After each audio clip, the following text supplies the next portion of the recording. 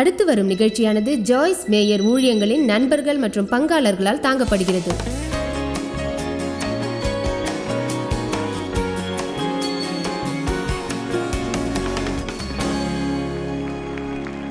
இன்று விசேஷமாக உங்களோடு பேச விரும்புகிறேன். உங்கள் தீர்மானத்தை உங்களுக்காக எடுப்பதற்கு அவர் மற்றவர்களை எப்போதும் அனுமதிப்பது இல்லை. நான் மறுபடியும் கூறுகிறேன், மற்றவர்களை உங்கள் சார்பில் உங்களுக்காக தீர்மானிக்க அனுமதிக்காமல் நீங்களாகவே தீர்மானம் செய்திடுங்கள். உங்களுக்காக எத்தனை தீர்மானங்களை நீங்களே எடுத்திருக்கிறீர்கள்? நான் நம்புகிறேன், நாம் கற்றுக்கொள்ளாத வரையில் நம்மால் தேவ சத்தத்தை கேட்க முடியும். மேலும் நம் சொந்த தீர்மானங்கள் நம்மை திசை திருப்பி சரியில்லாத வழியிலும் கொண்டுவிடும். நாம் மனிதர்களை பிரியப்படுத்த முயலும்போது தேவனை பிரியப்படுத்தாமல் தேவன் வைத்திருக்கும் திட்டத்தை நம்மால் தடுக்க முடியும். அதாவது நாம் மனிதர்களை பிரியப்படுத்தக்கூடாது என்றல்ல, வேதத்தில் நாம் மனிதர்களுக்கு பிரியமாக நடக்க வேண்டும் என்று வசனமும் இருக்கிறது. ஆனால் அங்கு இப்படி கூறவில்லை. மற்றவர்களை பிரியப்படுத்தும் எல்லை இனி தேவனுக்கு கீழ்ப்படியாமல் அவர்கள் வேண்டுவதை விரும்புவது போலவும் எதிர்பார்ப்பது போலவும் இருப்பது அல்ல என்று. மனிதர்களுடைய எதிர்பார்ப்பும் சில வேளை அளவிற்கு மிஞ்சிவிடும். விசேஷமாக சொல்லப்போனால், நீங்கள் அநேக வித்தியாசமான விஷயத்தில் ஈடுபட்டிருந்தார். என் தாயும் அத்தையும் வயதானவர்கள், பலவீனமானவர்கள். வீட்டில் இருந்தபடி நான் அவர்களை கவனித்துக் கொள்வதில்லை, ஆனால் அவர்கள் பார்த்து கொள்ளப்படுகின்றார்கள். அவர்களுக்கும் எதிர்பார்ப்பு இருக்கிறது, ஆனால் அதை என்னால் நிறைவேற்றி மகிழ்விக்க முடியாது. நீங்கள் பிறருக்கு உதவும்படிக்கு தேவன் விரும்புகின்றார், நானும் உதவிட அவர் விரும்புகிறார். ஆனால் நாம் அப்படி செய்யும்படி ஆவியானவரால் வழி நடத்தப்பட வேண்டும். மற்றவர்கள் எதிர்பார்ப்புகள் நம்மை ஆளும்படிக்கு நாம் அனுமதிக்க கூடாது. நான் ஒரு தாய், எனக்கு 4 பிள்ளைகள். நான் ஒரு மனைவி, எனக்கு 10 பேர பிள்ளைகள். எனக்கும் மக்களிடமிருந்து எதிர்பார்ப்புகள் உண்டு. நாம் கருத்தரங்குகளுக்கு வருகிறோம். இதில் எத்தனை பேர் நான் இதை செய்திட வேண்டும் என்று விரும்புகிறார்கள்? சிலர் இப்படி செய்ய விரும்புகிறார்கள், சிலர் அப்படி செய்ய விரும்புகிறார்கள். ஆனால் நான் ஒரு காரியத்தை கற்றுக்கொண்டேன். நாம் மாட்டோம் என்று சொல்வதை மக்கள் விரும்புவதில்லை. இதனை நாம் தகர்த்து முன்னேற வேண்டும். அவர்களுக்கு ஒன்று வேண்டுமானால் தேவ சித்தத்தால் தான் அதை அடைய முடியும் என்று அவர்கள் அறிந்திருக்கிறார்கள். நீ இதை செய்ய வேண்டும் என்று தேவன் என்னிடம் கூறினார். நீங்கள் கருத்தரங்குக்கு வர வேண்டும் என்று அவர் கூறினார். நீங்கள் என்னோடு மதிய உணவை சாப்பிட வேண்டும் என்று கூறினார். உண்மையை சொன்னால் எனக்கு அலுத்து போய்விட்டது. மக்கள் இதை உபயோகிக்கும் போது தேவன் என்னிடம் கூறினார் என்ற வார்த்தை நீங்கள் நினைப்பதை செய்திரும்படி ஒரு மந்திர வார்த்தையாக ஒருவருக்கு அழுத்தத்தை கொடுக்கிறது. உண்மையில் இது ஆவிக்குரிய நாடகம் என்று சிறிது தெளிவாகவே நீங்கள் அறிந்து கொள்வீர்கள். மேலும் கண்டிப்பாக நாம் இதை செய்திடக்கூடாது. கலாத்தியர் 1:10. உங்களிடம் பவுல் கூறுவதை கேட்கிறேன், இது அருமையானது என்று. நான் முயற்சிப்பது மனிதனை பிரியப்படுத்தவா அல்லது தேவனையா? நீங்கள் இதை யோசிக்க வேண்டும். நான் முயற்சிப்பது மனுஷனை பிரியப்படுத்தவா அல்லது தேவனையா? நான் ஆடுவது மனுஷனை பிரியப்படுத்தவா? நான் மனுஷனை பிரியப்படுத்துகிறவனாய் இருந்தால் கிறிஸ்துவுக்கு பணிவிடை ஊழியனாக நான் இருந்திட முடியாது. பவுல் உண்மையில் கூறுகிறார், நான் மெய்யாக மனுஷரை பிரியப்படுத்த முயற்சி செய்தால் என்னால் தேவனை மகிழ்விக்க முடியாது. அதன் பிறகு கர்த்தராகிய இயேசு கிறிஸ்துவுக்கு அப்போஸ்தலனாக என்னால் இருக்க முடியாது. இது எனக்கு அச்சத்தை கொடுத்து யோசிக்க செய்தது. உண்மையில் எனக்கு மக்களை குறித்த அச்சம். எத்தனை பேர் இதன் நிமித்தம் தங்கள் இலக்கை நிறைவேற்றாமலேயே இருக்கிறார்கள் என்று நான் யோசித்தேன். ஏனென்றால் நீங்கள் செய்யவில்லை என்றால் தேவன் உங்களுக்காக செய்யும்படி நிர்ணயித்ததை இழந்தது போல நீங்கள் எப்போது உணர்வீர்கள்? தேவன் என்னை ஊழியத்திற்கு அழைத்த போது பிசாசின் தாக்குதல் எனக்கு நேராக வந்தது. மக்கள் மூலமாக எனக்கு நேர்ந்தது. கிறிஸ்தவ மனிதர்கள். நான் ஒவ்வொரு முறை போதிக்கும் போதும் மனிதரை பிரியப்படுத்துதல் குறித்து நான் யோசிப்பது உண்டு. என் வாழ்க்கை அக்காலத்தில் நான் செய்யப்போவதோடு எவ்வளவு சரிநிலையாக இருக்கிறது என்று நான் ஜாக்கிரதையாக பார்ப்பதுண்டு.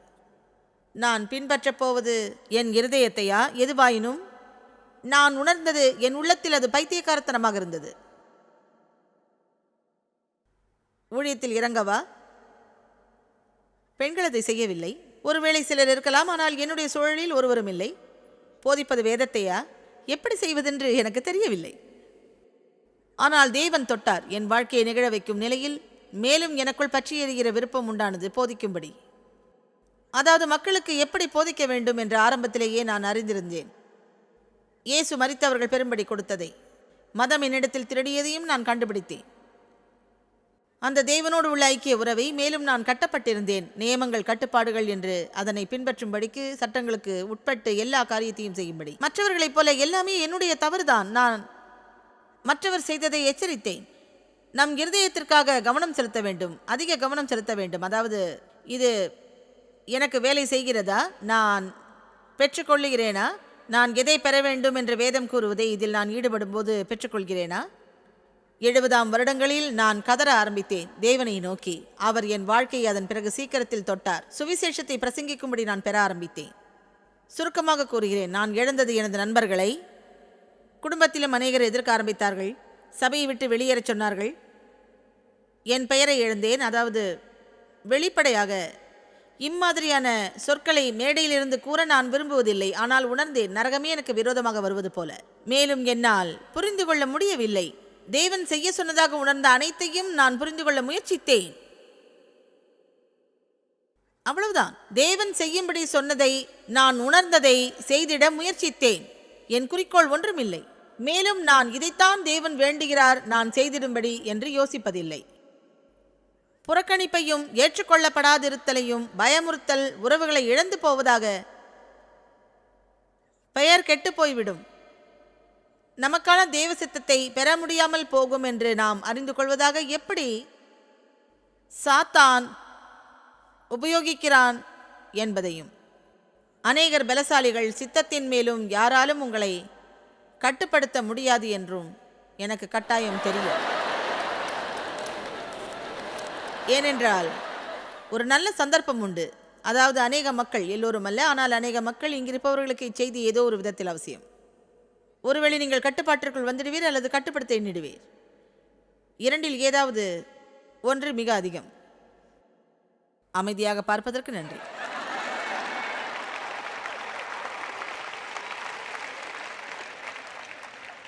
இந்த செய்தி உங்களுக்கு மிக நல்லது என்று உங்கள் ஆவியில் எத்தனை பேர் உணர்கிறீர்கள்?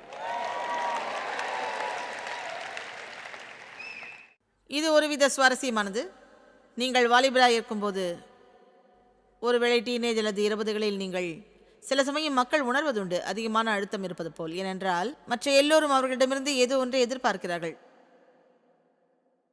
அவர்களிடம் நீங்கள் சொல்ல வேண்டும், உங்கள் வாழ்க்கையில் நீங்கள் மேலும் முயற்சிக்க, அந்த நேரத்தில் எப்படியாவது படுக்கையை விட்டு எழும்ப வேண்டும் என்று. நீங்கள் வளர்ந்த பிறகு அதிகமாக ஈடுபடுகிறீர்கள். மக்களோடு அதிகமாக நபர்களை தெரிய வரும், அதிகமான குடும்ப உறவுகள் இருந்திடும், அதிக கடினப்படும் காரியங்கள் அனைத்தும்.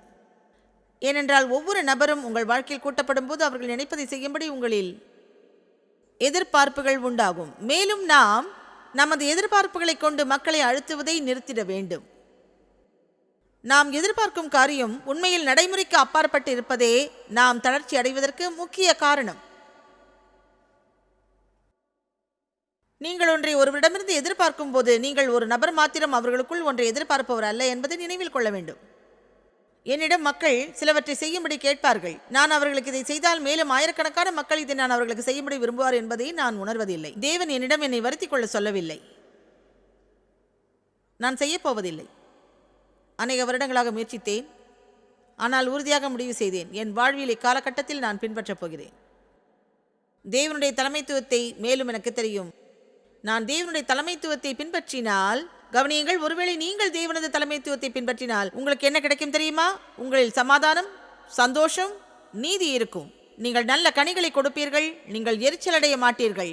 ஏனென்றால் அதிகமானவற்றை செய்யும்படி அழுத்தம் நிறைந்ததாக இருந்திரும் மகிழ்ச்சியற்ற விலையில் தேவன் நம்மை நடத்துவதில்லை.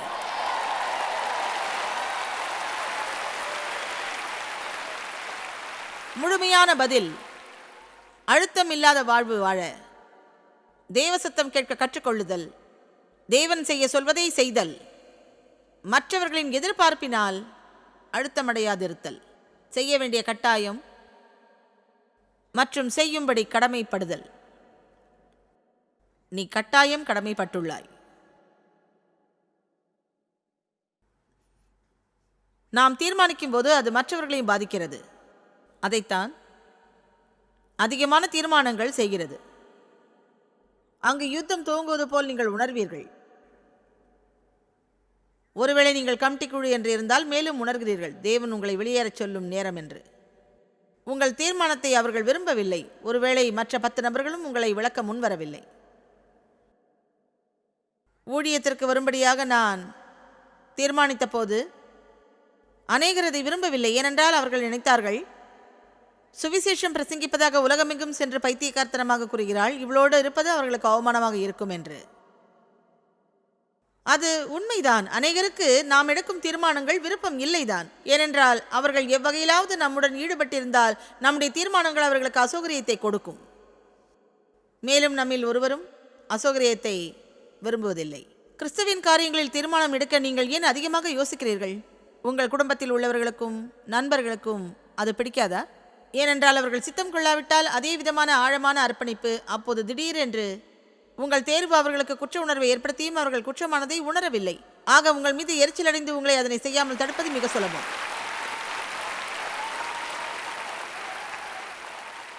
நான் உங்களுக்கு சத்தியத்தை கூற முடியும். நீங்கள் உண்மையாகவே தேவனை பின்பற்ற விரும்பினால், உங்கள் வாழ்வில் இங்கு இருப்பவர்கள் ஆனாலும் டிவி மூலம் பார்த்து கொண்டிருந்தாலும், நீங்கள் ஆவியின்படி நடத்தப்பட விரும்பினால், எதை நீங்கள் இன்னும் பார்க்க போகிறீர்களோ அதுதான் அடிப்படையானது. புதிய உடன்படிக்கையில் யாரெல்லாம் கிறிஸ்துவை ஏற்றுக்கொள்கிறார்களோ அவர்கள் இருப்பது புதிய உடன்படிக்கையின் கீழ். நியாயப்பிரமாணம் முடிந்துவிட்டது. நாம் ஒவ்வொருவரும் தனித்தனியே ஆவியானவரால் நடத்தப்படலாம். 25 நபர்களை நாம் ஒவ்வொரு முறையும் நாம் என்ன செய்ய வேண்டும் என்று தீர்மானிக்கும்படி கேட்க வேண்டாம். ஆமென். நீங்கள் உங்கள் இருதயத்திற்கு உண்மையாக இருக்க வேண்டும். இல்லை என்றால் எப்போதுமே மகிழ்ச்சியாக இருக்க முடியாது. அதை யோசிக்க விரும்புகிறேன். நீங்கள் உங்கள் இருதயத்திற்கு உண்மையாக இல்லாவிட்டால் எப்போதுமே உங்களால் மகிழ்ச்சியாக இருக்க முடியாது. மீண்டும் சொல்கிறேன், நீங்கள் உங்கள் இருதயத்திற்கு உண்மையாக இருக்க வேண்டும். இல்லை என்றால் எப்போதுமே என்ன ஆனாலும் மகிழ்ச்சியாக இருக்க முடியாது. இது ஆச்சரியம். அதாவது நாம் முயற்சிக்கிறோம் ஒருவரிடமிருந்து ஒன்றை பறித்துக் கொள்வதற்கு. அவர்களுக்கு அது பிடிக்கும், ஆனால் நமக்கு அது பிடிக்காது என்பதால். என் கணவருக்கு விளையாட்டு என்றால் பிடிக்கும், ஆனால் பந்து விளையாடுவதற்கோ பள்ளி முடிந்து உட்கார்ந்திருப்பதையோ நான் வளர்ந்த குடும்பத்தில் அனுமதிக்கப்படவில்லை. என் தகப்பனாருக்கு எந்த விளையாட்டும் பிடிக்காது. அதனால் நீங்கள் உங்கள் இருதயத்திற்கு உண்மையாக இருக்க வேண்டும். இல்லை என்றால் டிவியில் விளையாட்டை தேவ் பார்ப்பார், நான் பிரியப்பட மாட்டேன். நாம் எப்படியாவது நடித்து அவர்களை நமது கட்டுப்பாட்டிற்குள் கொண்டு வந்து நமக்கு விருப்பமானதில் உட்படுத்துவது மிக கொடுமையானது. தேவ சித்தம் இது அல்ல. நாம் அனைவரும் வித்தியாசமானவர்கள். நாம் அனைவரும் வெவ்வேறு காரியத்தை விரும்புவோம். மேலும் சிறந்த முறை திருமணத்தை தக்க வைத்துக் கொள்ள உற்சாகப்படுத்துங்கள். மணந்து கொண்டவருக்குள் இருக்கும் வேறுபாடுகளை உங்களைப் போல் மாற்ற முயற்சிக்காதீர்கள்.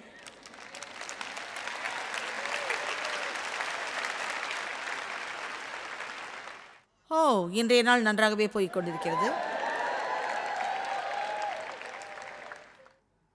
அநேக ஆலோசனைக்காரர் இருந்தால் பாதுகாப்பு உண்டு என்று வேதம் கூறுகிறது. ஆனால் உங்கள் தீர்மானத்தை நீங்கள் தான் எடுக்க வேண்டும். இதில் ஒன்றும் தவறு இல்லை என்று நினைக்கிறேன்.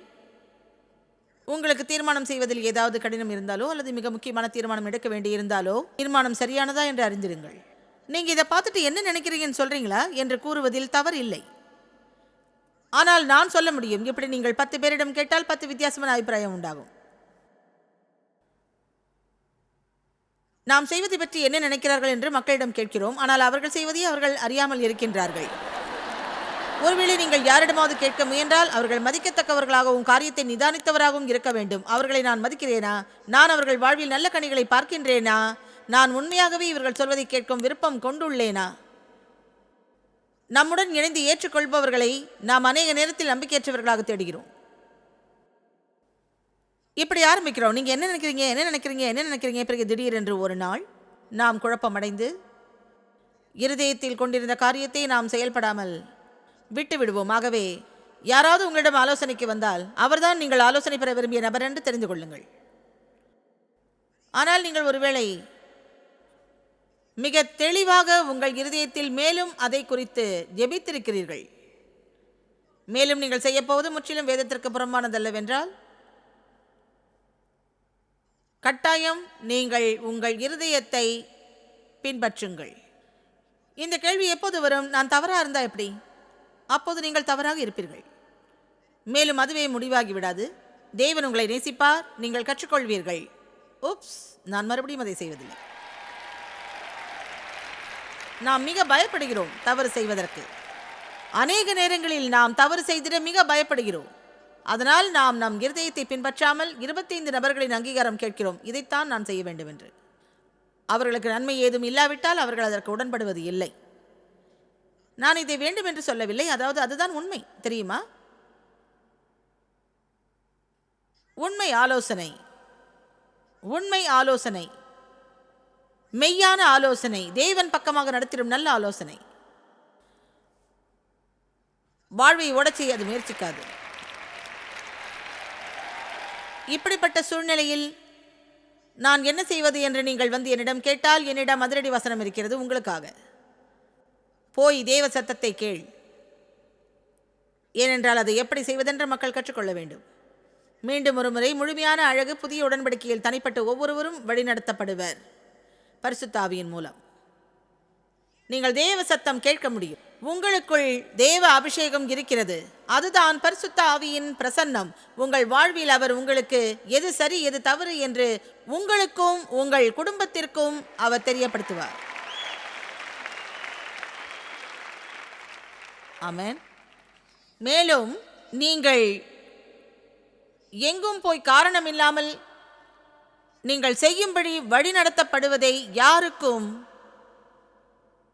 மிக தெளிவாக விவரிக்க வேண்டும். நீங்கள் விளக்கி கூறுவதில் பல குழப்பங்களை அந்த முயற்சி குறைத்துவிடும். அதில் ஒரு தவறும் இல்லை. ஆனால் ஒருவேளை உங்களுக்கு தெரியாது ஏன் உணர்ந்தீர்கள் அதை செய்யும்படி என்று. உங்களுக்கு தெரிந்ததெல்லாம் நீங்கள் உள்ளாக பலவந்தமாக உணர்ந்தீர்கள் எதை எப்போது செய்ய வேண்டும் என்பதை. மற்றவர்களுக்கு அதுவே போதுமானது. நான் சொல்ல வருவது, இதற்கு மேல் யாரையும் கட்டுப்படுத்த நான் உட்படவில்லை. அது எனக்கு தேவையும் இல்லை. என் காரியமே நிறைய இருக்கும்போது உங்களுடைய இதை செய்ய எனக்கு அவசியம் இல்லை. அநேக வருடம் என் வாழ்வில் நான் அப்படி இல்லை. நான் என்ன செய்ய வேண்டும் என்று கேட்டு அவர்களோடு முழு நேரத்தையும் செலவழித்து என்ன செய்வது என்று கூறிட செய்பவர்களை துரத்துங்கள். அந்த பொறுப்பு எனக்கு தேவையில்லை. உங்களால் தேவ சத்தத்தை கேட்க முடியும். உங்களை நம்புங்கள். நீங்கள் என்ன செய்ய வேண்டும் என்று நினைக்கின்றீர்கள், தேவனுக்குள் நீங்கள் அதை செய்திருங்கள். சமாதானத்தை பின்பற்ற வேதம் கூறுகிறது. தேவ சத்தம் கேட்பது அவ்வளவு கடினம் அல்ல. தெய்வ வார்த்தைக்கு விரோதமாக இருந்தால் செய்யாதீர்கள். அது முட்டாள்தனமா? செய்யாதிருங்கள். வேதம் கூறவில்லை உங்களிடம் எதை வாங்கலாம் வாங்கக்கூடாது என்று. கடன்படாதீர்கள் என்று சொல்கிறது. ஆகவே உங்கள் திராணிக்கு மேல் செலவு செய்யாதிருங்கள். அது சுலபம். கொலோசையர் 3:15 பார்க்கலாம். என்னில் நான் மகிழப் போகிறேன், நான் தீர்மானித்து விட்டேன்.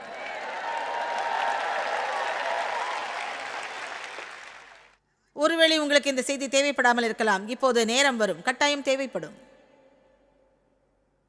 தேவ சமாதானம் உங்கள் இருதயங்களில் எழும்பிடும் குதூகலம் ஆளுகை செய்திடட்டும். உங்கள் இருதயங்களில் அச்செயல் தொடர்ந்தேர்ச்சியானது. உங்களுக்கு தெரியும் அம்பையர் என்றால் என்னவென்று. அவர்களிடம் அதிகாரம் கொடுக்கப்பட்டுள்ளது. அவர்களது உள்ளே என்றால் அது உள்ளேதான் இருக்கும். ஒருவேளை அவுட் என்றால் அவுட். அது சுவாரஸ்யமான உதாரணம். ஏனென்றால் விரிவாக்க வேதாகமத்தில் கூறப்பட்டுள்ளது, உங்களுக்கு சமாதானம் இருந்தால் அது இருக்கும், இல்லை என்றால் சமாதானம் இருக்காது. உங்கள் மனதில்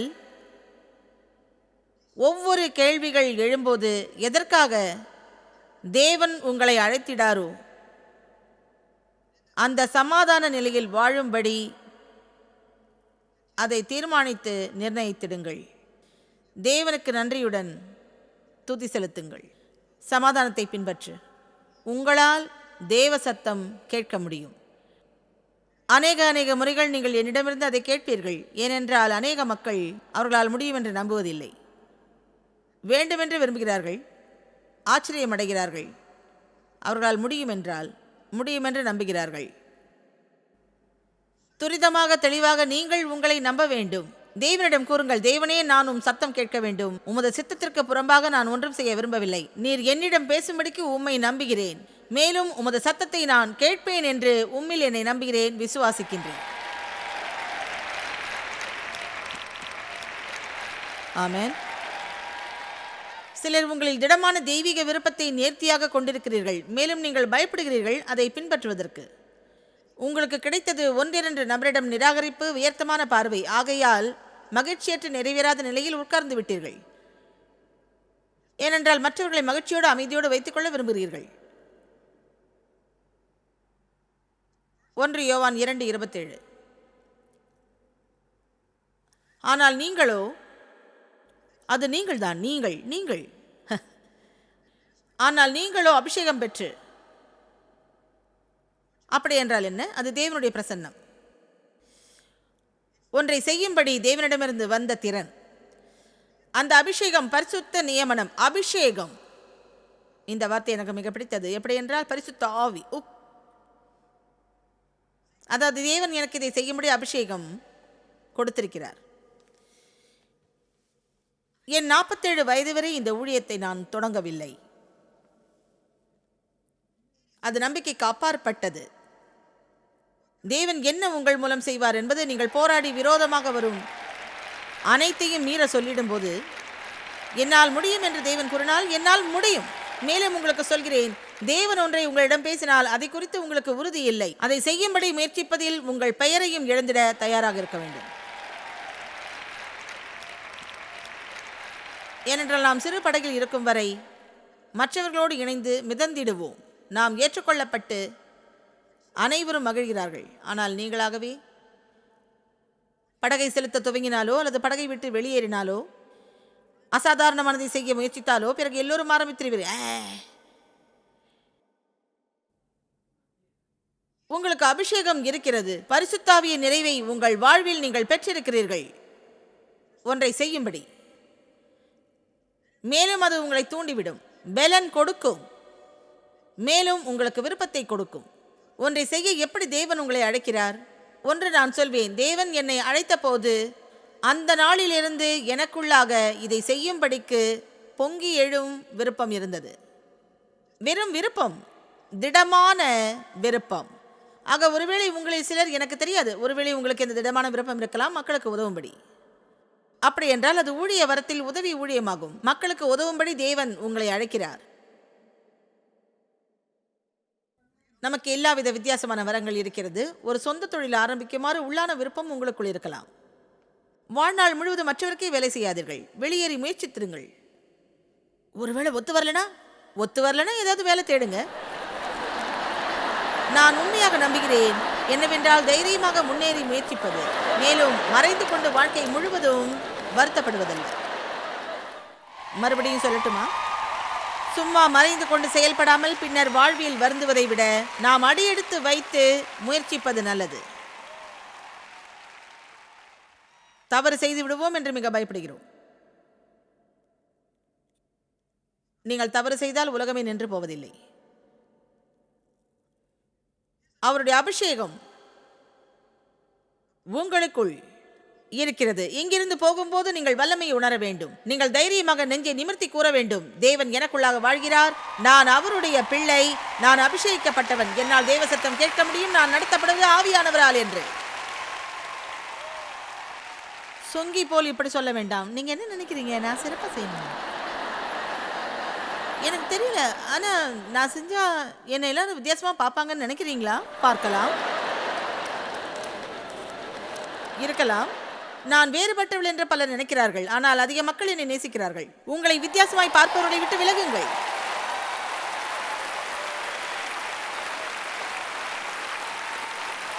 சில சமயம் தேவன் அவர்களை இழுத்துக்கொள்வார் என்று நினைக்கிறார்கள். நான் அந்த வாலிபனை பற்றி சொன்னேன் அல்லவா? அதிகமாக மது அருந்திவிட்டு திடீரென்று என்னுடைய நிகழ்ச்சி அரங்கில் பாதி ராத்திரியில் நுழைந்து என்னை பார்த்து சிரித்தான். இவன் யாருன்னு நினைக்கிறான் என்றான். வேறு ஒருவர் இவ்விதம் சாட்சி கொடுத்தார். அது தொலைக்காட்சியில் ஒளிபரப்பானது. அது மீண்டும் வரும் என்று எண்ணுகிறேன். அருமையான யூத மனிதர், கிறிஸ்துவை விசுவாசிப்பதில்லை. பான்ஸ் அண்ட் நோபல் ஷாப்பிங் சென்றார். ஒரு டேபிளில் எடுத்துக் கொண்டார். அதில் புத்தகங்கள் இருந்தது. சிந்தனையின் பொற்களம் என்ற புத்தகத்தோடு வெளிவந்தார்.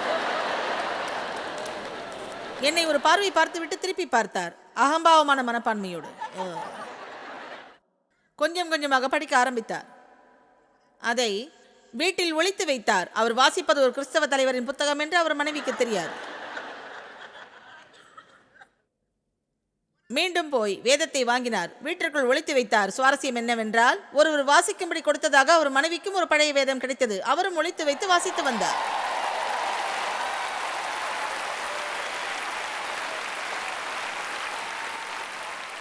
உங்களுக்கு உண்மையை சொல்கிறேன், யாரோ ஒருவர் அவர்களுக்காக ஜெபித்தது உண்டு. தேவன் நம் வாழ்வில் அசைவாடுகிறார் என்பதை அநேக முறை நாம் உணர்வது இல்லை. அவர் அந்த புத்தக மேஜையில் இடிபட்டு வெளிவரும்போது இந்த புத்தகத்தை தன் கையில் பிடித்துக் கொண்டு வந்தது தற்செயலான ஒன்றல்ல.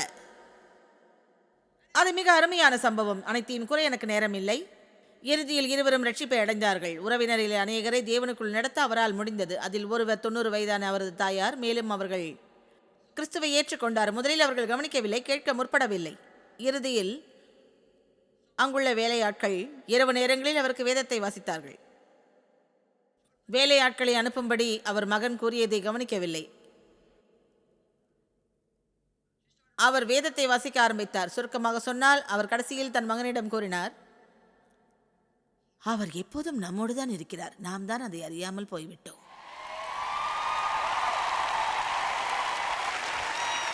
நம்முடைய மேசியா அங்கேயே இருந்தார், நாம் அதை அறியாமல் போய்விட்டோம். மேலும் இப்போது அதை நாம் டிவியில் ஒளிபரப்புகிறோம். அது உலகமெங்கிலும் செல்கிறது. எத்தனை மக்கள் அதில் சேர்க்கப்படுகிறார்கள்? தேவன் ஒரு திட்டத்தை வைத்திருக்கிறார். அந்த திட்டத்தில் நீங்களும் ஒரு பங்கு. நீங்கள் மனிதருக்கு பயப்படுகிறவராய் இருந்தால் நீங்கள் உங்கள் பங்கை செய்ய போவதில்லை. நீங்கள் உங்கள் சொந்த தீர்மானத்தை எடுப்பது மிக முக்கியம். மற்றவர் அடுத்தங்களுக்கு அவர்கள் செய்யும்படி விரும்புவதை செய்ய உங்களை அனுமதிக்காதீர்கள். மற்றவர்களை பிரியப்படுத்தும்படி முயற்சிப்பதை நீங்கள் நிறுத்த வேண்டும். மேலும் நோக்கமாயிருங்கள் விருப்பங்களில் தேவன் உங்கள் இருதயத்தில் கொடுத்திருப்பதில். பங்காளர்களுக்கும் எங்களது நன்றியையும் பாராட்டுகளையும் தெரிவிக்கிறோம். ஒன்றாய் இணைந்து நாம் பசியுள்ளவர்களை போஷித்து உடைகளை கொடுத்து தேசங்களுக்கு சுவிசேஷத்தை சொல்லி வருகிறோம். எங்களை தொடர்பு கொண்டு உங்கள் ஜெப தேவைகள் மற்றும் எங்களின் வெளியீடுகள் பற்றி அறிந்து ஜாய்ஸ் அவர்கள் நிகழ்ச்சிகளை அறிந்து எங்களோடு இணைந்து தேவ அன்பை உலகிற்கு பரவச் செய்யுங்கள். அடுத்து வரும் நிகழ்ச்சியானது ஜாய்ஸ் மேயர் ஊழியங்களின் நண்பர்கள் மற்றும் பங்காளர்களால் தாங்கப்படுகிறது.